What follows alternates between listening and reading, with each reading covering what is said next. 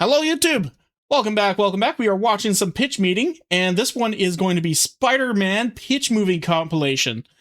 If we're not making a joke about how we're doing the origin story once every few years, I'm going to be upset. Anyway, let's get to watch it.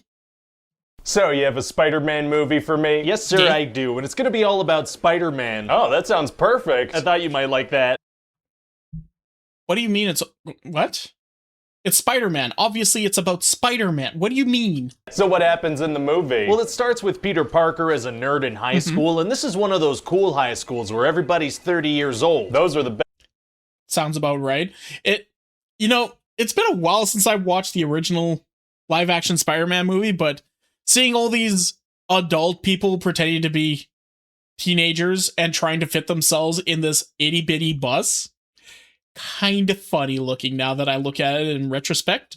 Years old. Those are the best kind. And one day they go on a class trip to look at science stuff, right? And there are a bunch of radioactive spiders there, but one of them is missing. That can't be good. Yeah, and so Peter's gonna get... So instead of, getting into a very big panic because it's a, top secret science situation and, one of their subjects have gone full on missing, they're just going to be, chilling.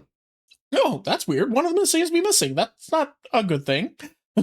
get bit by it, this big red and blue one. Yeah. Oh my god, what does everybody say? Oh, well, he doesn't tell anyone. He keeps it to himself. He gets bitten by an obviously radioactive spider and doesn't ask if... He gets bitten by a spider, which, quite honestly, barring the radioactive part, is still stupid to not have told anybody. He probably should have brought it up and been like, hey, I was bit by the spider. Is that going to be a problem? Should we get me to the hospital? Because I don't want to lose my hand. As we've learned, some spiders can, remove your entire arm or giant chunks of yourself. It's not good. He should seek medical attention. That's right. Oh, very irresponsible. And then he's gonna go home and feel real sick. So he's gonna ask for help then, right? No, he's gonna go to his room, close the door, pass out, and wake up with superpowers. Oh, that's Well, that's, lucky that happened to you. amazing, and it's actually a really good message for kids. Yeah, you think so? Yeah, if you ever feel so sick that you might pass out, lock yourself in your room alone and maybe you'll wake up with superpowers. That's a very good point, sir. So what powers does he develop? Oh, he gets this really cool occasional spider sense. Occasional spider sense? Yeah, well, sometimes in the script I have it not be a thing so he can get surprised by stuff. Extremely unreliable superpowers. Yeah, and his main power is the Perfect. ability to shoot webs. But he makes the web shooters himself, like in the comics, right? No, we're gonna have them be organic because of the spider bites. So the web fluid comes from inside him? Yeah. Where's that fluid stored inside his body? Oh, you don't want to know. What are you talking about? Sorry, I was just checking to see if I developed Jedi mind powers. It's stored in his balls. Oh, the ball.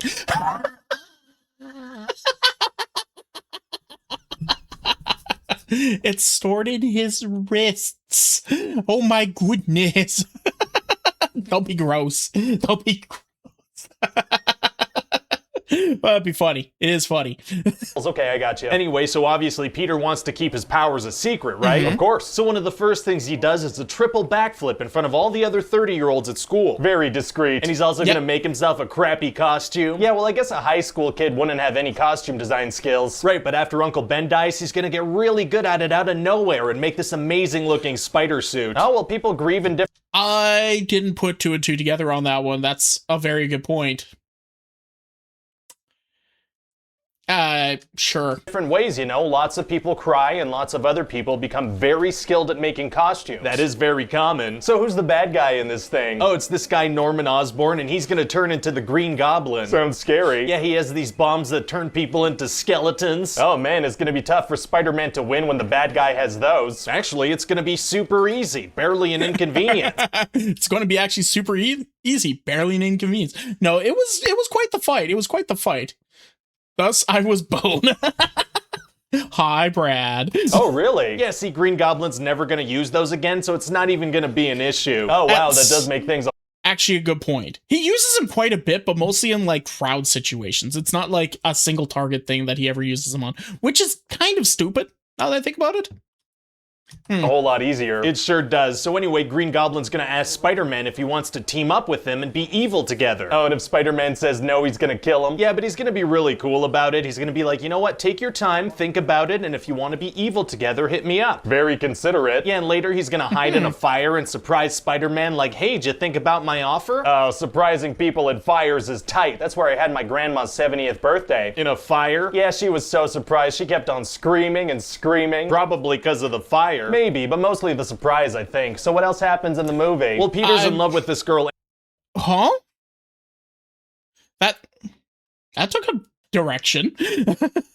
That took a direction. MJ, but she's dating his friend Harry Osborn. Oh, bummer. Yeah, but he's gonna save her as Spider-Man and they're gonna share this romantic upside-down kiss. Infidelity doesn't count if it's upside down. Exactly, so she's still a good person. Fantastic. Although she does also kiss him at Harry's dad's funeral. Oh, well, kissing at funerals is super romantic, so that's still cool. Right, good point. But I guess he doesn't say anything to her as Spider-Man, so she doesn't recognize his voice, right? Actually, not only is he gonna speak to her, but he's gonna repeat the same thing he said to her as Peter Parker 30 seconds earlier about being in the neighborhood. And she doesn't recognize him? She's not the brightest, sir. Yeah, I guess not.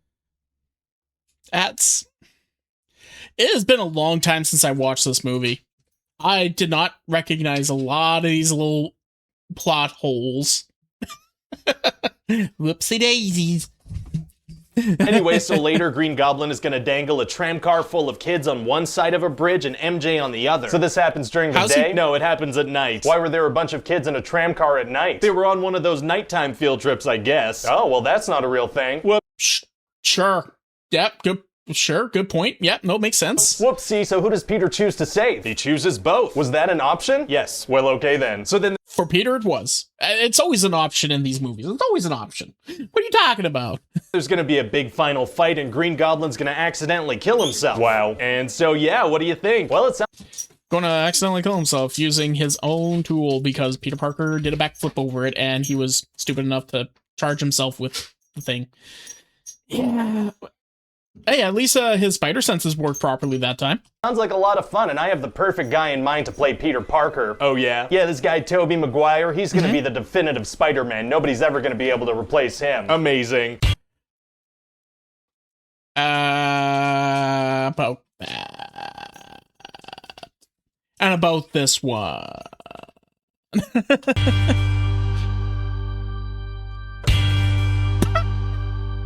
So you have a Don't worry, it'll probably happen again. It's been probably long enough, they're probably going to want to reboot the series again. Spider-Man sequel script for me? Yes, sir, I do. So at the beginning of this movie, we're gonna have this whole big thing where Peter's having a bunch of time management and money problems. Oh, he is? Yeah, he's trying to balance being Spider-Man, being a student, paying his rent, being a photographer, and being a pizza delivery guy. He's a pizza delivery guy now? Yeah, but he's gonna lose his job if he doesn't deliver a bunch of emergency pizzas in like 7 minutes. If he's having such big money problems, why doesn't he try to cash in on the Spider-Man thing a little, you know? Do an event or a public appearance or something? Yeah, there are probably lots of ways he could use his Okay, he's even in the comics, he's always said no, he doesn't want to capitalize off of like events or public money or anything like that. He wants to be just a hero. And he wants to just live a normal life on top of being a hero, which is fair, honestly. Spider-Man powers to make money, but it would be totally unethical to do that, you know? Doesn't he sell Spider-Man selfies to a newspaper for cash? Well, yeah, but other Which they end up, which they end up slamming and smearing him constantly in the tabloids. So, I mean, it's not like he's doing it in a... Actually, you know what? He's not really helping himself either.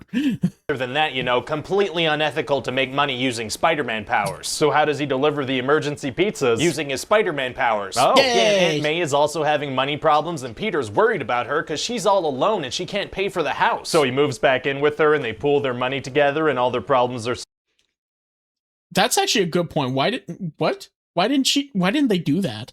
solved? Well, no, because Spider-Man has to be downtown to do Spider-Man stuff. Living with Aunt May didn't stop him from being Spider-Man in the first movie. Well, it would stop him now for some reason. Well, okay then. So what else happens in the movie? Oh, well, at the beginning of the movie, we're gonna have Peter choose to not confess his love to MJ because of his responsibilities as Spider-Man, even though she's clearly into him. Oh, isn't that literally how the first movie ended? Yeah, we're gonna do it again, almost immediately. Well, okay then. And then later, this guy, Otto Octavius, is gonna be like, Peter, you know the way to a girl's heart is through poetry. poetry, and so Peter starts to study poetry. Why? To win over Mary Jane. But you said He just...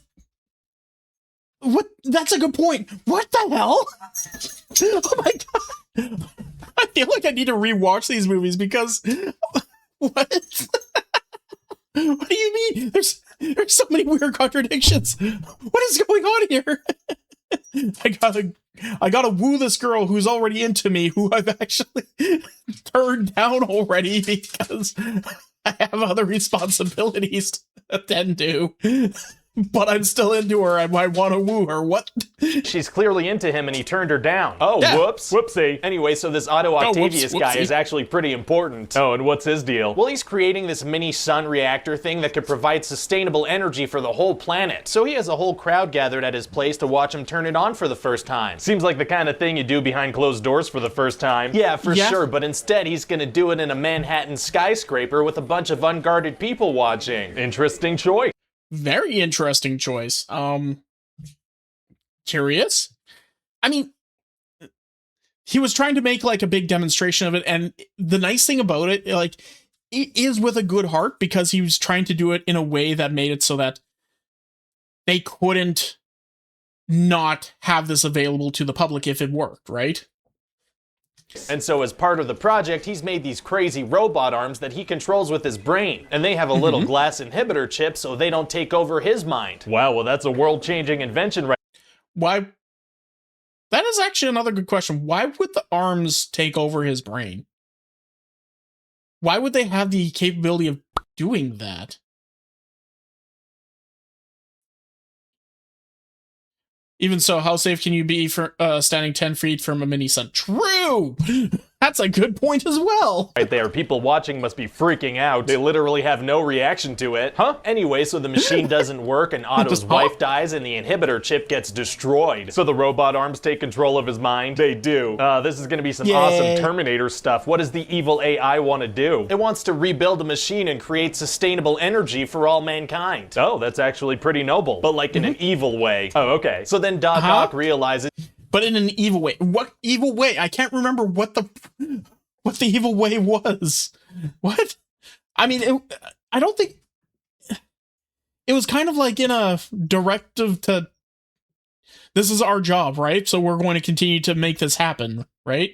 I guess? He needs money to buy the parts to rebuild the machine, so he decides to steal some. If he's okay with stealing, why doesn't he just go steal the stuff? Why go through the extra step of stealing money and making transactions? True. I don't know. Fair enough. So then later, Peter and Aunt May are at the bank, right? And out of all the banks in New York City, Doc Ock happens to rob that very same one at that very same time. Wow, what are the... Oh, that's you know, Hollywood timing. That's normal. That's forgivable. Also, probably... Actually, I was about to give him some sort of a... what's it called? I was going to give him some sort of an out by being like, well, if he steals the money, then he can, you know, liquidate the money by buying the actual items a little bit easier. But he just went to go steal the items without any kind of suit, mask, or anything. I think it's more of it's impossible and will explode, but he doesn't care anymore due to his arrogance made worse by the others. Okay, yeah, that's a good point. That's a good point. Odds of that? Astronomical. Oh, astronomy is tight. I know, Yay. That's why I put it in there. Amazing. So then Spider-Man and Doc Ock are gonna have this big fight and exchange punches and kicks back and forth. So I guess Doc Ock's metal arms block all the punches? No, Absolutely Spider-Man not. lands a whole bunch of punches and kicks. But Spider-Man has super strength and Doc Ock is just a guy with robot arms. Wouldn't a single punch knock him out or incapacitate him? You would think so. You would think so. Speaking of which, Spider-Man is strong enough, like physically strong enough, that if he were that going into a hand-to-hand combat with Kingpin, a man who looks fat, but he is fat because every single cell of fat on him is pure muscle, Peter Parker can beat this man down and hold him by the chesticles. Keep in mind, there is no hair on on Kingpin's chest. He just grabs him by the titties.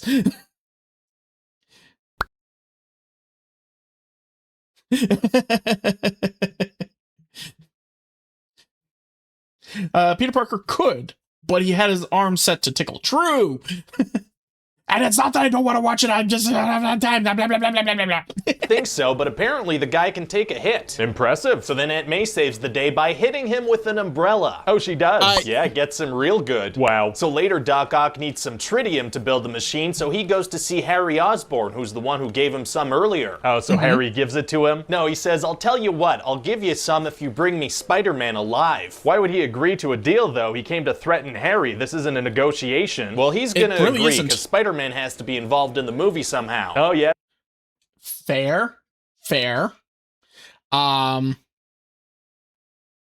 This is just straight up not a negotiation. Why would I do anything that you want me to do? I literally have you by the balls. Spider-Man does have to be involved. So then Harry tells Doc Ock Peter Parker can tell you where Spider-Man is. How come? Because he takes Spider-Man's picture sometimes, and that means they're super close. That is how photography works. So then Doc Ock tracks down Peter in a coffee shop with MJ. How does he find him? Unclear. Fair enough, and what does he do? Well, how did I get your attention when I walked in here? You threw a printer at the back of my head. Exactly. Throwing a heavy object at someone's head is the best way to let them know you want to talk. So what well, how did I get your attention? You threw a printer at me. Exactly. I did. He does that. does Doc Ock throw? Well, he has super strong robot arms, so he throws a car. Whoa. Yeah, if Peter didn't have his Spidey sense, he'd be dead for sure. Doc Ock got super lucky that Peter Parker's secretly a superhero. Definitely. So then Peter stops a train with the power of constipation, and Doc Ock kidnaps him. Not constitution, constipation. Jay and brings Spider-Man to Harry. Oh, so what happens next? Well, Harry takes off Spider-Man's mask and he's like, Peter, you killed my dad in the first movie. So Peter's like, I didn't kill your dad, he tried to kill me and accidentally killed himself. No, he's like, Harry, there are bigger things happening here than me and you. Feels like that other sentence could have cleared everything up though. Well, there's... Yeah, it really could have, and... It's the Hollywood thing, once again, gets a mini pass because, oh, they have to do this for plot purposes, but it's just... There are a lot of times where you're just doing things just in order to move a specific plot point forward, and you're... He tries that in the third movie, can't use it yet. Okay, fair enough. I think they probably got enough shit in the second movie that why didn't he just do that in the first place here? So they were like, oh, yeah, no, okay, fine, we'll let him do that. Also, hi, Blake.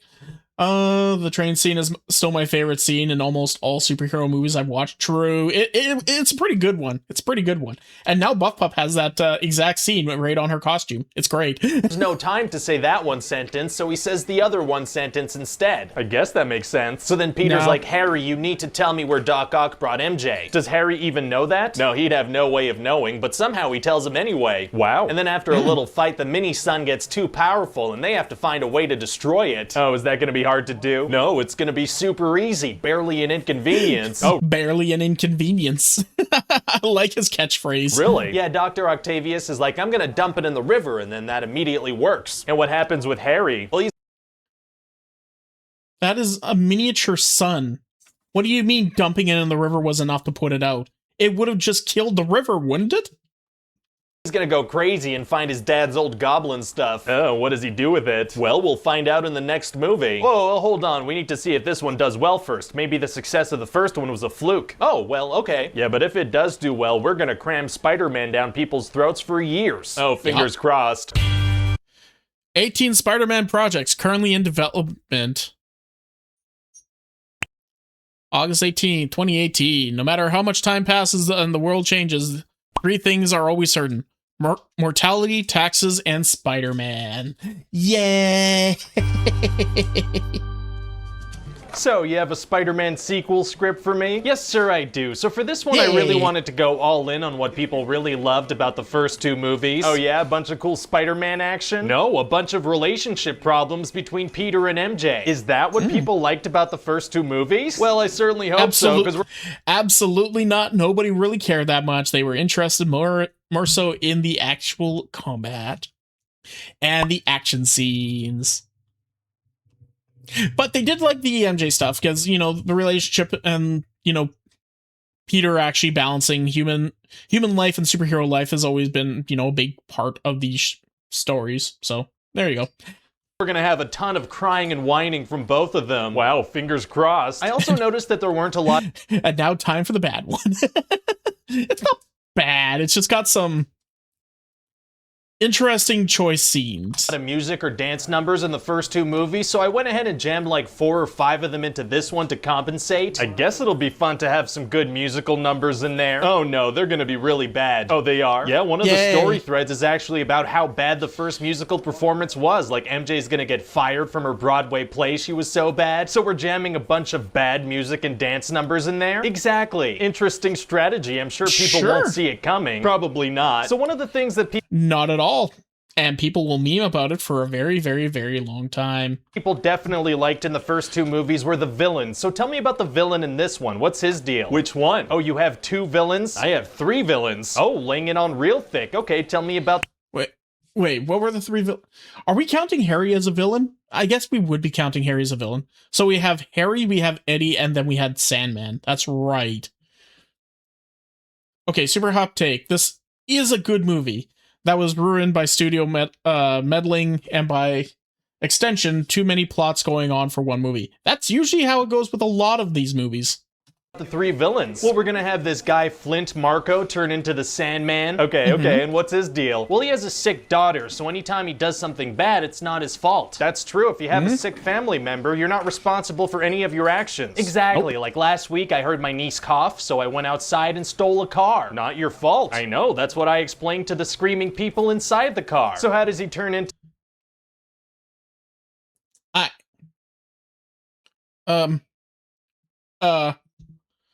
Don't worry, my niece is sick. Get out of the car. Are you taking her to the hospital? No, I need groceries. And I just want your car. To the Sandman? Well, he escaped from prison, so as he's running from the cops, he falls inside a big science hole. Those things are all over the place. I know, and at this one, a bunch of scientists are doing tests on some sand at 2 a.m. and not following up on the results. Wow. So yeah, he completely turns to sand, but this little locket that his daughter gave him doesn't, so he has something to look at all sad-like. Oh, she gave him a locket? Yeah, apparently she realized that having a locket with a picture of herself was a little weird, so she gave it to her dad. That is a weird thing to carry around. Anyway, so to push things further with Sandman, later Peter and Aunt May are gonna get called to the police station. What for? Well, the police are gonna be like, guess what? It was actually the Sandman who killed Uncle Ben, but we didn't tell you because we didn't want to upset you. So why are they telling... Could have just been like, there was a new development in the case. It turns out it wasn't this one dude who killed your father, your grandfather, or your uncle. It was this other random dude who was there. It's time to upset you now. Yep. Telling him now. Because they want to upset them now, I guess. Oh, suddenly deciding to upset people is tight. Yeah, and this way we can rewrite Uncle Ben's death to kind of shoehorn the Sandman in there. Why would we do that, though? It doesn't add anything. So Peter can have a deep personal connection with the villain. Is that really necessary for... It's a very negative, deep personal connection with the villain. Oh, right, that's right. It turned out that Uncle Ben didn't actually have any issues with the guy, and it was a complete accident at the end of the day. So Sandman's perfectly fine. He's perfectly legal on this one. There's no issues, no issues. He's a good boy. He's a good guy. No issues, no problems. Just, misunderstood. For every single villain? Yes, always, forever. Well, okay then. We're also gonna have the Venom symbiote in this movie. Oh, people love Venom. They sure do, sir, and he's gonna be in the movie for about 5 minutes. That's more than enough Venom, right? Oh yeah, I mean, we need to leave room for all the musical numbers.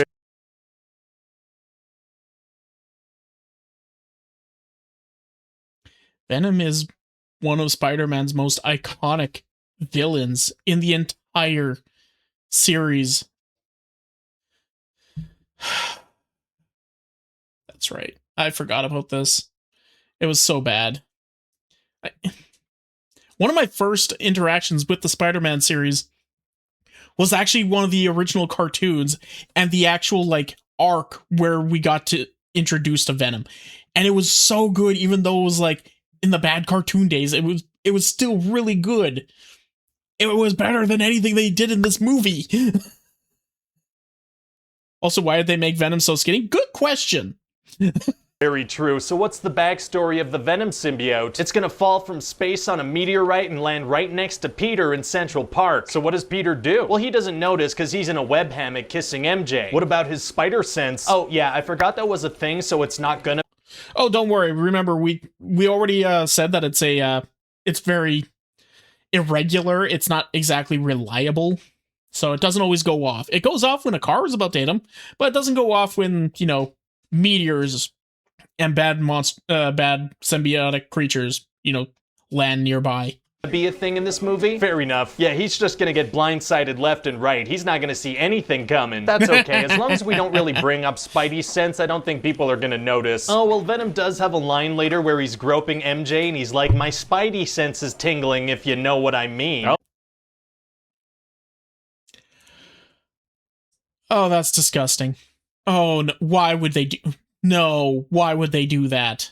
Why would they do that? I didn't remember that happened. Oh no. Oh, well, we can't cut that. That's a fantastic line. My thoughts exactly. So anyway, this symbiote is gonna turn Peter's suit black and make him kind of a jerk, but really cool. Oh, so he's like into jazz? I said he's cool. Of course he's into jazz. Just making sure. He also does a lot of finger guns and pelvic thrusts and dances in public to no music. Oh, none of that is gonna be physically painful to watch. Not in the least. He even says cool stuff like, now dig on this. Very cool. So anyway, eventually Peter's gonna get rid of the symbiote and it's gonna latch on to Eddie Brock. Oh, tell me about Eddie Brock. Well, he and Peter are fighting for the same photography job, right? Okay. And Peter discovers that Eddie faked a picture of Spider-Man. Unbelievable. So Eddie's like, come on, man, give me a break. Don't tell anyone. And Peter's like, you want forgiveness? Get religion. Oh, but he didn't ask for forgiveness. He asked for a break. Right, but there's gonna be a scene in a church later, so it's like foreshadowing. Doesn't really make sense for him to say that, though. It's a nod to something later. Yeah, but I mean, I'm a good writer. Oh, well. Oh, all right then. I'm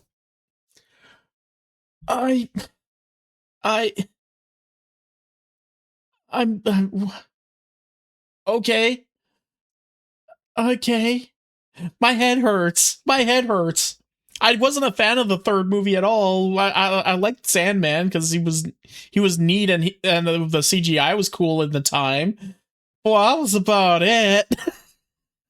Oh no. I am remembering all the bad. All the bad. Okay then, so what happens at the church? Well, Eddie goes there to be like, hey God, could you please kill Peter Parker? That is how church works. And as it turns out, at the very same time, in the very same church, Peter's in the bell tower tearing off his symbiote suit. Wow, what a wacky coincidence. Yeah, so... Actually, this has been pretty canon, as far as I know, for, what's it called?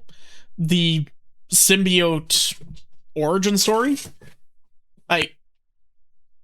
I'm pretty sure, like, in the original cartoon that I was mentioning earlier there, that's how Peter managed to get the symbiote off of him, because the symbiote's weak to loud noises, very loud noises.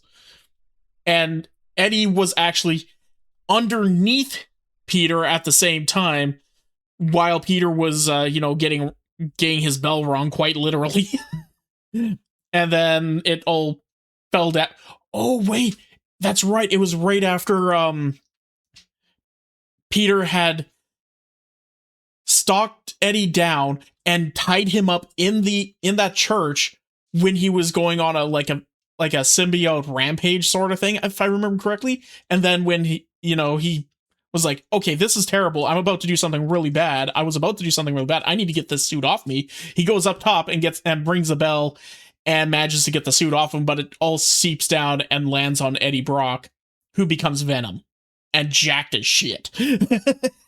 Eddie Brock's gonna be like Parker, and then some symbiote's gonna fall on him. And he's gonna turn into Venom, and he's gonna turn into Venom. And all he wants to do now is kill Peter Parker himself. So he climbs up to the top of the bell tower. Oh, well, no, I just have him do a scary thing where he jumps at the camera. But isn't Peter just lying there naked at the top of the bell tower? I guess he must have woken up and swung home naked. I don't know. Fair enough. And then the other villain is Harry Osborn, and he's like the new Green Goblin. And why is he a villain? Well, he thinks that Peter killed his dad, so he wants to kill Peter. Oh, true. But towards the end of the movie, his butler's gonna be like, yo, your dad killed himself. I cleaned his wounds. I should know. Why did he wait so long to tell him? I don't know. That works for me. Didn't want to upset him.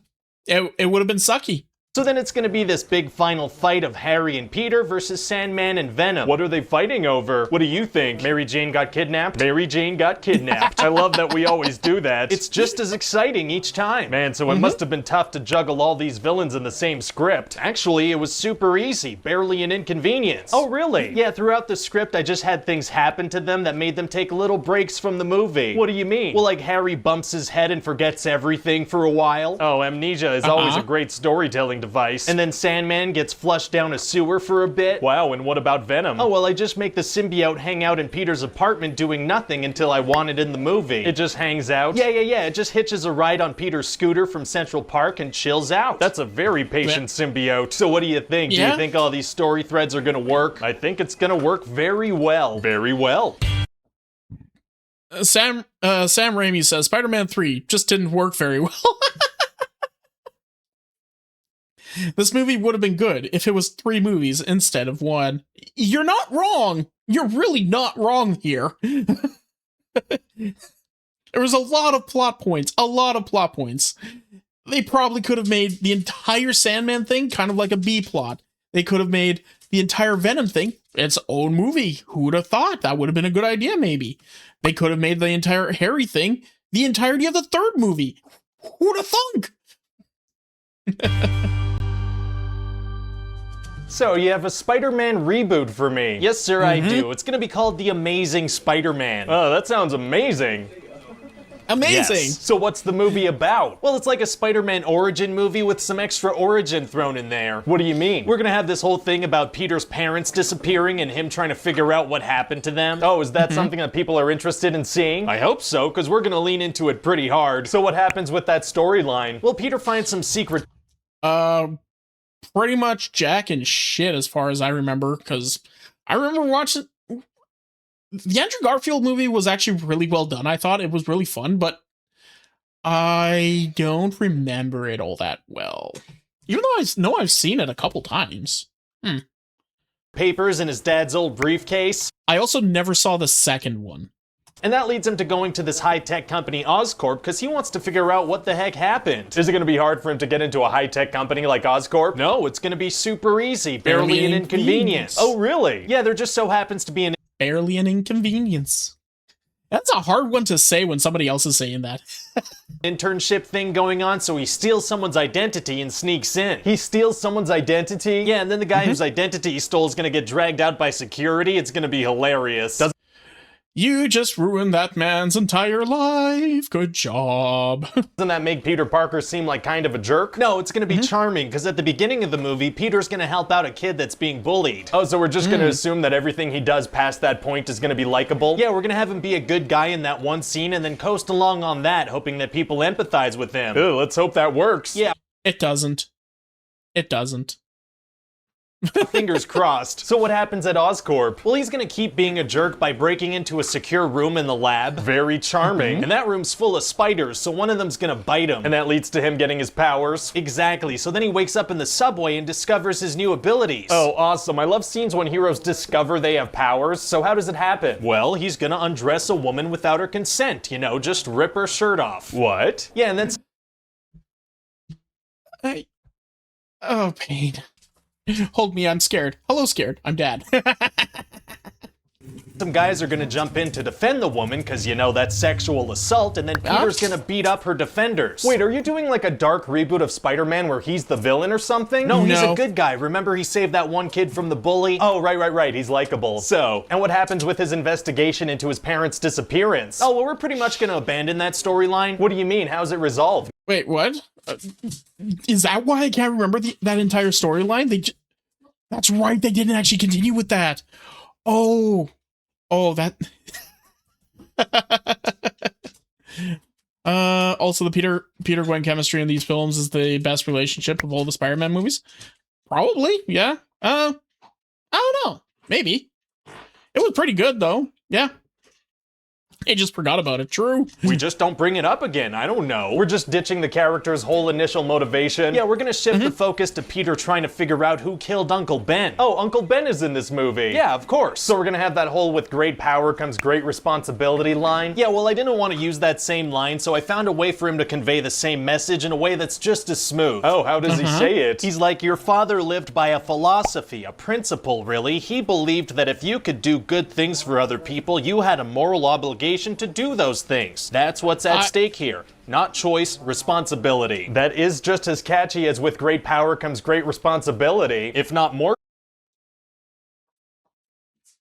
That is saying that, like, if you are in a good position, you are morally obligated at all times to go and help somebody else, regardless of your further situation. That's basically saying, if you have a roof over your head, you need to make sure that you are going out and helping every single person that you see, regardless. That's not that it's good, but like it's not feasible. It's kind of a shitty morality to push onto a kid. It's basically saying, yeah, look, you're well off. That means that everybody else you need to put everybody else above yourself because you're well off now. Okay. Catchy, it just rolls off the tongue. Agreed. Anyway, so later a guy robs a store, and as he's running away, he drops his gun in front of Uncle Ben. Oh, so that is the entire thing of great power, great responsibility. No. If you have great power, you are at that point responsible for that power, how you use that power. You can then use that power for good or bad. What they're saying, the morality that they're putting out is you have everything. Thus, you should put yourself now above everybody else if you have more than they do.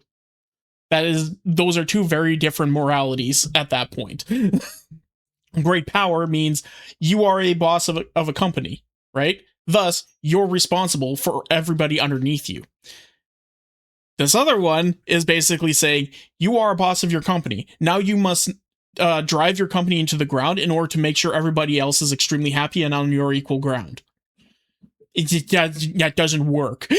Uncle Ben gets out of the way. No, he tries to grab the gun. Was the guy gonna shoot someone nearby or something? No, he was just running away. So why would Uncle Ben do something dangerous like that? Because he needs to die. Well, okay then. So then Peter's gonna rampage around the city trying to find his killer. Oh, does he end up finding him? I don't know. That's another storyline that we're gonna abandon. Oh, we are? Yeah, I really enjoy starting story threads, but I find it's tough to end them, so sometimes I just don't do it. Fair enough. Writing's hard. I also have this antagonist, Rajit, who's just gonna disappear from the movie completely at a certain point, never to be heard of again. Well, so what else should I know about the movie? Well, you know how Spider-Man's secret identity is super...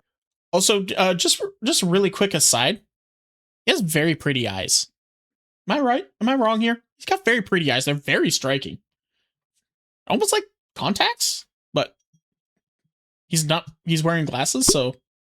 Nah, you're right. Okay, perfect. I'm glad I'm not alone on that thought. Important. Yeah, of course. Yeah, well, not to this version of Spider-Man. Oh, what do you mean? Well, he spends most of his time as Spider-Man without his mask on. He also does a bunch of superhuman stuff at school. He straight up tells Gwen Stacy that he's Spider-Man. He also uses a camera as Spider-Man that says property of Peter Parker right on the back. Wow, does anyone not know that he's Spider-Man? Probably not, to be honest. Huh, yeah, That's... Well, in fairness to the mask thing, emoting with a mask is a pain in the ass. Like, we went over that in the previous video a little bit ago. Oh, right.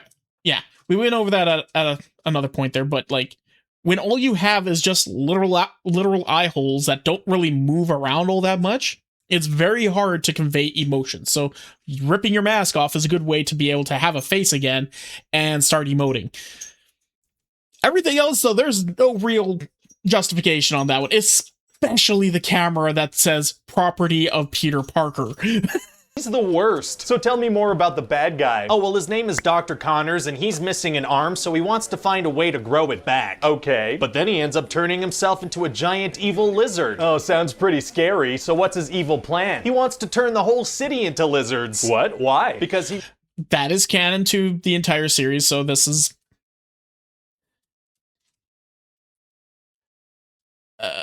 yeah, no, that is actually what he wants to do. It's always been what he's wanted to do. Yeah.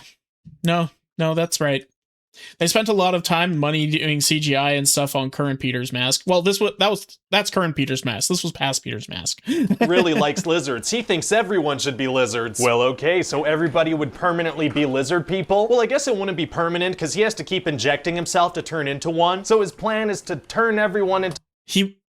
The plan was actually to turn everybody into lizards and also turn himself into a lizard permanently. That's the plan. As far as I know. To lizards for a little bit? Yeah, pretty evil, right? I guess that's not very nice. Yeah, it's super sneaky, mildly an inconvenience. Yeah, sounds like it. And he's it's super sneaky, mildly and inconvenient. even gonna turn this group of cops into lizards. Oh wow, what kind of stuff are they gonna do while they're lizards? I don't know, we're gonna show them turning into lizards and then only come back to them when they turn back into humans. Keeping it mysterious, that's kinda cool. Yeah, and then the lizard is gonna kill Gwen Stacy's father. Oh no. And his dying wish to Peter is that he stay away from his daughter to keep her safe. Wow. So Peter's like, I'm sorry, Gwen, I can't be with you anymore. Well, I mean, obviously he's gonna respect the wish of a dying man. Of course. For about 5 minutes, then he's like, screw that guy. Oh, immediately betraying someone's dying wish is tight. Yes, sir, it is. So what do you think? Hey, man. Would my back stop hurting in lizard form? Well, that's the funny thing. That's why he wanted to do it, is because when you turn into a lizard, it regrew his arms. So in his mind, we turn everybody into lizards. It would regrow body parts. It would cure illnesses. It would cure problems because, lizards have a very strong gene in order to save themselves against illness and problematic body problems, or at least in his situation, it grew back his arm, right? A big fun fact for all y'all. The lizard in this movie is better fit for comic villain stratagem. The OG one is more of a werewolf. True, actually. I forgot about that. He was more of a werewolf. This is more of like a Dr. Hyde and Dr. Jekyll, Mr. Hyde. I got them mixed up for a moment there. My bad. As long as we keep the rights to Spider-Man out of Disney's hands, I'm happy. Great. So about that. I wish to be lizard. I volunteer as tribute. Spider-Man is officially joining the Marvel Cinematic Universe. Yay! Honestly, one of the few W's for a while, and now it's just kind of So you have an amazing Spider-Man sequel script for me? Yes, sir, I do. And I never saw the second iteration of the Spider-Man movies. Joint custody with Sony, though. True. For this one, I really took a look at how people reacted to Spider-Man 3 to learn what not to do in a Spider-Man sequel. That is smart, because people did not like that movie. Exactly, and one of the things that people really hated is that a bunch of time was spent on relationship problems between Peter and MJ. Very true. So instead, what I did was spend a bunch of time on relationship problems between Peter and Gwen Stacy. That's a completely different person. People are gonna appreciate that. Yeah, and instead of being kidnapped and put into dangerous situations like MJ was, Gwen Stacy just straight up runs into them herself. Empowering. And dies. Oh my god. And dies. I do know about this one. This is actually supposed to be canon towards the comics. Peter does accidentally kill Gwen Stacy while trying to save her from falling off a bridge. And her neck snapping through whiplash. It's fucked up. But they did put it into the series, which is kind of nice. Well, not nice, but, faithful to the comic. But at the same time, it's like, Wait, did she just run into the situation herself? Wait, what? But before she dies, Peter's gonna be like, I stalked you every single day while we were broken up. Oh, stalking a woman is a super romantic gesture. Yeah, unless you're ugly, then it's horrifying. Thank God Peter isn't ugly or Gwen would have been pissed. Yeah. So what other Spider-Man 3 lessons did you apply to this script? Oh, well, another thing that people really didn't like about that movie was the inclusion of the 3 villains. Right, there was Venom, Sandman, and Green Goblin. Exactly, so I made sure not to make that mistake again. Fantastic, so how many villains are there in this one? Still 3, but they're different ones. Oh, so it wasn't that there was too many villains crammed in, it was that they weren't the right ones? Right, so I completely switched it up and went with Rhino, Electro, and Green Goblin. Oh, well, Green Goblin wasn't. Right. Rhino was in like a mech suit. Wait, did he say Green Goblin? completely switched it up and went with Rhino, Electro, and Green Goblin. Oh, Wait, Green Goblin was in here? What? Free, I have another idea for an emote involving you. Send it to me on Discord. I'll take a look at it. Right. Wait, Green Goblin was Harry? What? well, Green Goblin was in Spider-Man 3 as well. Whoops. Whoopsie. So tell me about Rhino. What's his backstory? Doesn't matter. Fair enough. What about Electro? Oh, well, he's gonna become super obsessed with Spider-Man after Spider-Man saves him and reads his name tag. Okay. And later he's gonna get electrocuted and get bitten by a bunch of electric eels. Oh, and that gives him electric powers? You bet it does. And obviously it also, you know, fixes the gap between his teeth. What? Yeah, he's gonna be in a tank full of eels and you're just gonna see his teeth get closer together because of the electricity. Why would that happen though? Well, what are the first things that come to mind when you think of electricity? I guess lightning bolts, eels, right, and also dental work. I'll be honest, if I had to list 5...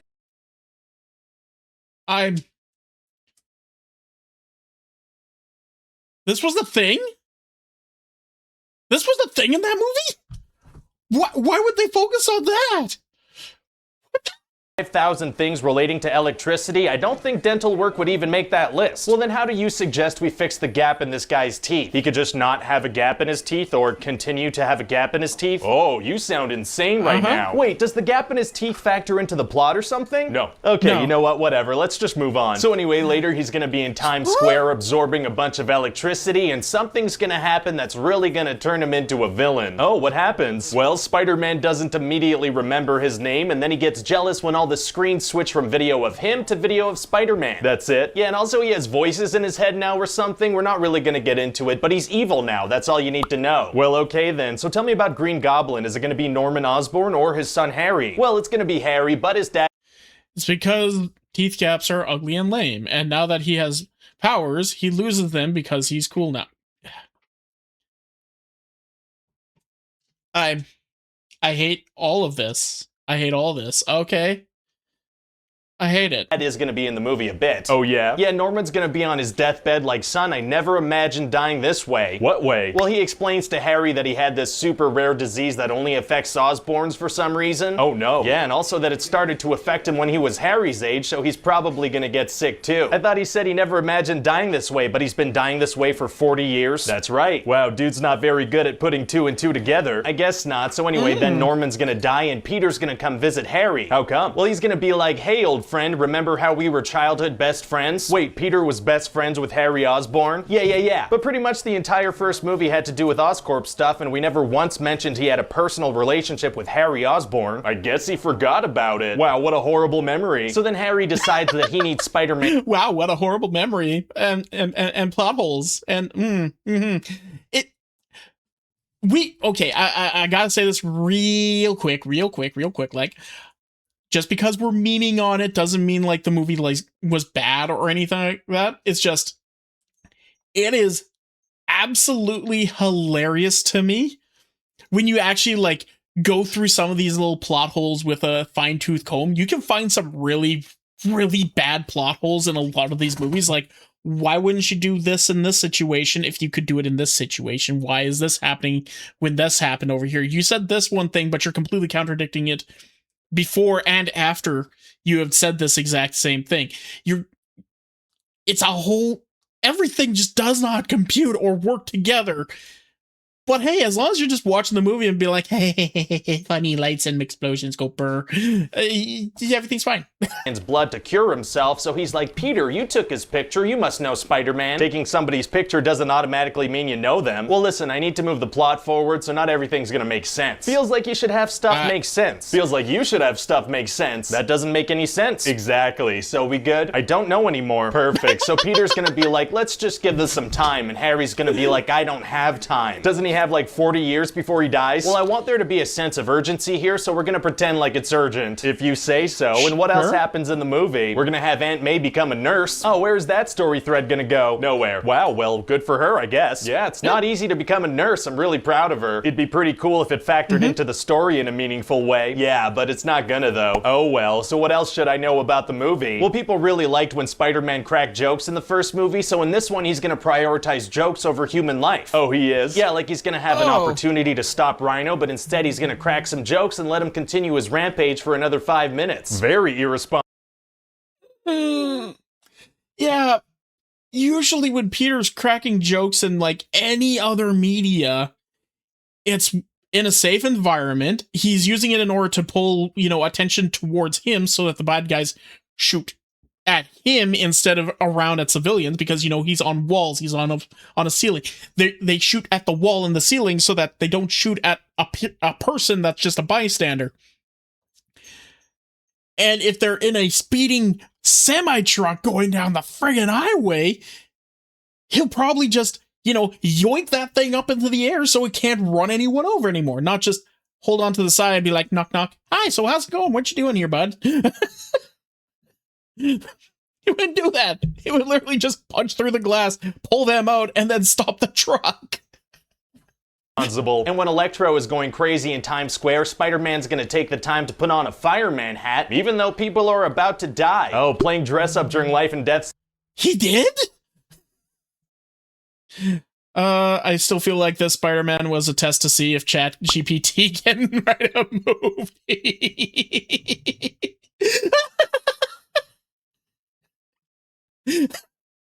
I can't believe it would be that bad. I can't believe it would be that bad. Like, the first one of these two were actually really good. I really enjoyed it. I can't believe the second one would be that bad. The Spidey quips are hard to do the best. The best is still the Spectacular Spider-Man cartoon. Agreed. Situations is tight. It's also extra dangerous because for some reason every time there's a major crime in New York, everyone forms a crowd to watch. Wow, the people of New York have no sense of self-preservation. We're also gonna have a big— It's New York. That's kind of par for the course.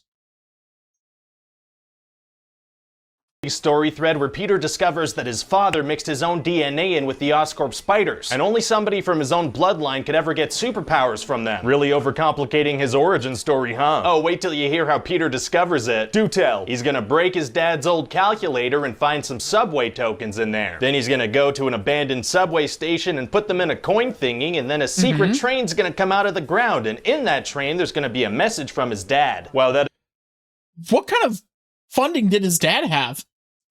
Remember, reality is an illusion. The universe is a hologram. Buy gold. Bye. Okay, bye. Thanks for saying hi there, Quachi.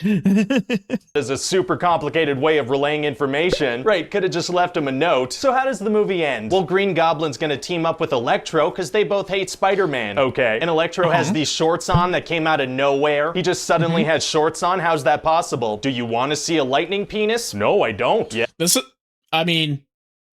Watchmen. The Watchmen happened. Just as a reminder.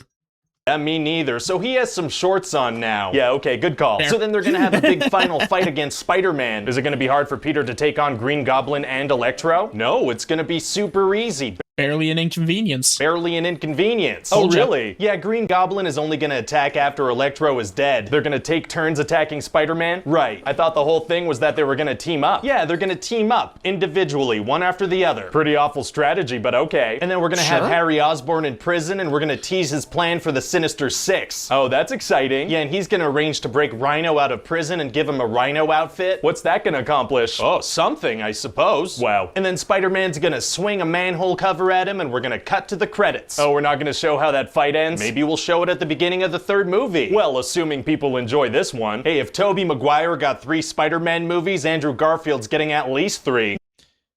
To be fair,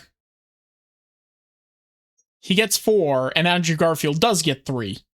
Still doesn't get as many. Yeah, you're probably right. Andrew Garfield already out as Spider-Man. Let's go. Oh no. So, you have a third Spider-Man movie for me? Yes, sir, I do. So I was thinking in this next one, we could have Peter Parker's whole emotional story revolve around Tony Stark. Oh, I like the sound of that. Yeah, so he's gonna be on the run from all the... Hi there, hello. Who are you? Yeah, can I help you? Huh? I'm the studio guy from Sony. I came to talk to you about that offer you made us for a new Spider-Man arrangement. Oh yeah, have you read that? I feel like it's a really good new arrangement. I'm gonna make a ton of money this way. Yeah, but see, I kinda like the version where I make more more money. But I like money, that's my whole thing. Ah, well see, therein lies the problem. That is also my thing. Uh-oh. Oh no, we have two money grubbers who are at odds with each other over the same thing. What is going to happen? That's not good. Well, I'm sure there's more than enough money to go around. Yeah, that's true. So there's really no need to argue as long as I get most of the money going around. Ah, see, therein lies the problem. I would like most of that money. You are relentless. Oh, I feel like I'm watching my parents fight or something. Oh, your parents are tight. What? So listen. Don't say that to another person. That's weird.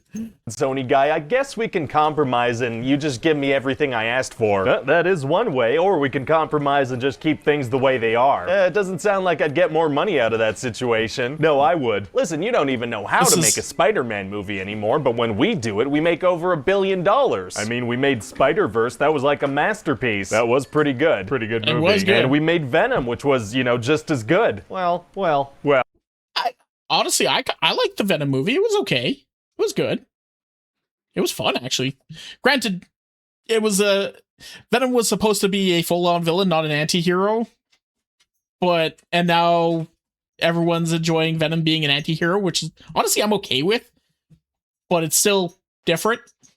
So then it's settled. I will make all the money and own all the things. That's not, no, I don't agree with that. I mean, just let us own Spider-Man. We own everything. You're being weird. You're being weird. I'm taking Spider-Man and I'm leaving. What? What? Yep, I'm leaving. You can't use him in the MCU anymore. Well, can I still use him if he just goes by Night Monkey from now on? No. Oh. No. Just no. Don't call a superhero Night Monkey, please, for the love of God. Dang it. Also, I'm taking screenwriter guy with me. Oh my god. What, you can't do that. Yeah, he's coming with me. Well, this is just the worst day ever. Well, I guess I'd better go then. I'm gonna miss you, man. Loving you was super easy. Barely an inconvenience. Oh my god, love? Oh, did I completely misread our entire relationship? It certainly seems that way. This was always strictly professional. Oh, whoops. Whoopsie. All right, we gotta go. We got some work to do. Okay, bye. Bye-bye now. So, you have a Spider-Man movie for me? Yes, new sir, I do. But was it really necessary? Yes, new sir, I do. We're gonna take a plane down the street? I don't know. Fair enough. So tell me about your ideas for Spider-Man moving forward. Well, I thought we could start the new movie off with Peter on the run and he meets up with Nick Fury. Well, we can't use Nick Fury. He's in the MCU. Oh, yeah, that's right. Okay, well, Peter modifies his Stark suit. And can't have a Stark suit. That's MCU. Okay, yeah, okay. So Aunt May and Happy are together. And can't have Happy. Well, that actually sums up my feelings pretty accurately. Tell you what we do. We go back a couple years. We meet Uncle Ben. Uh-oh. And then we kill that son of a gun. We kill him. Right. We kill Again. kill him dead, and then we have, I don't know, Green Goblin show up. Yeah, I don't know if people want to see all that again. Yeah, people love when that old dude gets shot. I mean, okay. Oh, what's that? What's going on? Well, I think the news of this arrangement just broke. Twitter is going nuts. They're happy that Spidey's out of the MCU, huh? You know, not exactly, no. What are you talking about? Oh my god. Yeah, I need to make some calls. Sony rep says that they and Marvel Studios could still reach a deal.